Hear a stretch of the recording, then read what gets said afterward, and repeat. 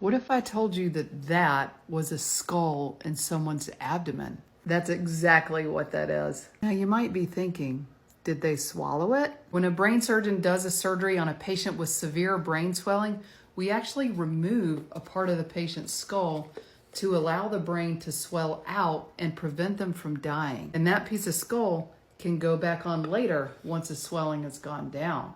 But what do we do with this skull in the meantime? Well, you probably guessed it, which is why I'm making this video, is you can actually store this bone flap under the patient's skin in their abdomen and come back for it later when you're ready to place the skull back on. Alternatively, you can take this bone flap and sterilely cryo-freeze it so you can use it for later. Here's a picture of a CT scan of a patient that had a craniectomy and their brain swelling has gone down and now they're ready for their bone flap to go back on their head. You may ask, well, what does this person do in the meantime while their skull is missing? And the answer is most of them are in rehab during this time period and they wear a helmet to protect their brain until their skull goes back on, which is usually in about 6 to 12 weeks. The more you know.